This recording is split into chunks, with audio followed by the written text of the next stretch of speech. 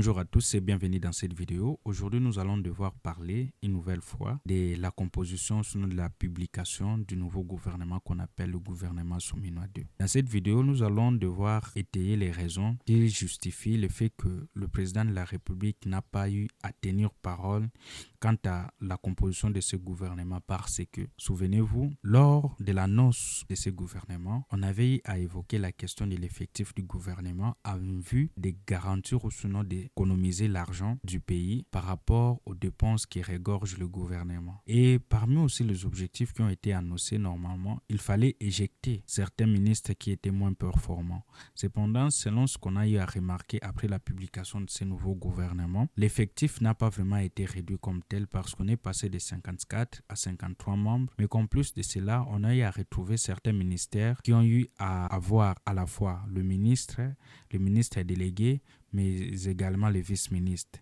On a eu aussi à remarquer que certains ministères ont eu une même mission ou parfois même leurs compétences étaient chevauchées. Nous pouvons prendre par exemple le cas du ministère de l'Agriculture qui a pour mission normalement de nourrir la population, mais qui a été séparé du ministère de l'élevage alors qu'auparavant on avait le ministère de l'Agriculture et l'élevage parce que les deux ont une mission de nourrir ou sinon de fournir de l'alimentation à la population congolaise qui doit aussi manger ce qui provient de leurs terres ou sinon de la production du pays. Alors, si on arrive à ces situations, c'est complètement légitime pour nous de nous poser la question pourquoi le président de la République n'arrive pas à tenir parole et pourquoi on arrive à ces situations-là. En faisant un peu certaines analyses, je suis arrivé à la conclusion telle que les problèmes reviennent à la situation politique du pays, à savoir la composition des partis politiques. Nous avons dans notre pays plus de 900 partis politiques et lorsqu'on arrive aux élections, il est impossible,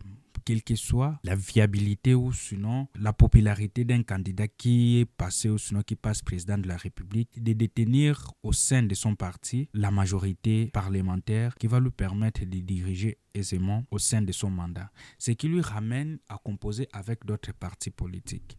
Raison pour laquelle vous allez le remarquer que même lorsqu'on attribue ou sinon qu'on donne des faux résultats aux élections, en attribuant ou sinon en nommant même, parce que c'est le cas, en nommant même les députés, vous allez vous rendre compte que on ne va pas nommer les députés au sein d'un seul parti, mais cela sera redistribué dans plusieurs partis qui vont former cette majorité-là. Ce qui revient que lorsqu'on arrive à publier ces élections-là, à former cette majorité-là, lors de la composition du gouvernement, en tenant compte de tous ces partis-là, on cherche maintenant à sortir un gouvernement. Ce qui amène à ce que chaque parti cherche un moyen ou sinon cherche une situation dans laquelle il peut se sentir confortable et parfois considéré.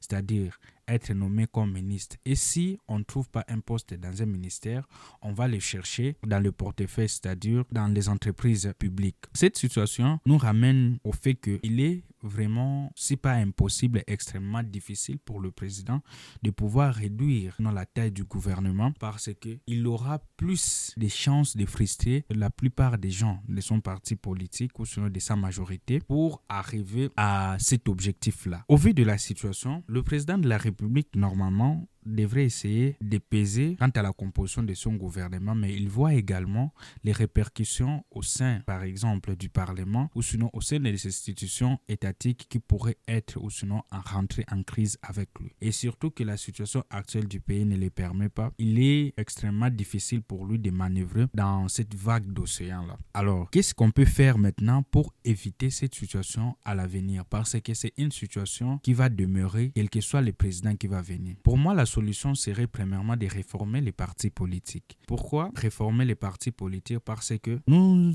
l'avons remarqué et je crois que je ne suis pas le seul. Il y a plusieurs députés qui sont vraiment des commerçants dans leur comportement au sein du Parlement, dans le mandat qui leur a été donné. Vous allez remarquer que la plupart des députés ne se retrouveront jamais du côté de l'opposition. Ils seront là à voir ou sinon à rechercher des gains par rapport aux situations qui leur seront présentées. Ce qui amène à dire que ce sont souvent ces députés-là qui n'ont aucune conviction ou sinon aucun combat à mener pour le peuple. Tout ce qui leur intéresse, c'est l'argent qu'on va leur donner pour appuyer ou sinon pour voter pour ou contre une situation donnée. Alors, pour manipuler ces gens-là, ce qui se passe, c'est que le président utilise parfois l'argent public pour essayer un peu d'apaiser une situation ou sinon d'obtenir gain de cause par rapport à une situation donnée. La solution serait normalement simple, mais cela ne peut pas provenir de la classe politique. Pourquoi? Parce qu'il bénéficie de cette instabilité-là. Quelqu'un qui provient de tels regroupements ou sinon d'une opposition peut facilement basculer vers la majorité lorsque les conditions sont réunies pour lui. Et parfois même on oublie, c'est pourquoi on a été mandaté par la population. Alors, vu que la solution ne proviendra pas des partis politiques, parce que ça profite à ce gens-là, la solution devra normalement provenir premièrement de la SENCO, de l'ECC et de la société civile. Ce sont ces structures-là capables au moins d'inverser la vapeur quant à la situation. Et cela aussi va nous garantir un certain équilibre au sein même de l'administration du pays et éviter aussi la plupart des frustrations qu'on a qui ont eu à déboucher parfois à la légitimation de la guerre par procuration que nous mène le Rwanda. Je pense que c'est le moment de revenir soit à 2 ou à 3 partis politiques dans le pays et que tout cela, parce que d'ailleurs c'est le phénomène qu'on remarque dans les partis politiques, la plupart des partis politiques se regroupent au sein des regroupements politiques afin de défendre ensemble leurs ambitions, sinon leurs programmes. Alors pourquoi ne pas arriver à réformer les partis politiques et à faire en sorte qu'il y ait 2 ou 3 groupes au maximum pour les pays afin que nous puissions aussi avoir un équilibre de forces et que la partie qui va diriger lors d'un mandat quelconque ne puisse pas peser de manière écrasante sur d'autres, parce que cet équilibre-là, lorsque c'est garanti, va nous permettre à ce que la gestion du pays puisse être beaucoup plus cohérente et non pas basée sur les intérêts personnels ou sinon les intérêts partisans, parce que c'est ce qui est vu par rapport à cette situation. Souvent, on remarque que la gestion du pays est plus faite dans le fait de chercher à garantir la bonne entente entre les partis ou sinon les acteurs politiques majeurs du pays. C'est la réaction que je voulais avoir dans cette vidéo par rapport à la situation de la composition du gouvernement. Je vous dis merci.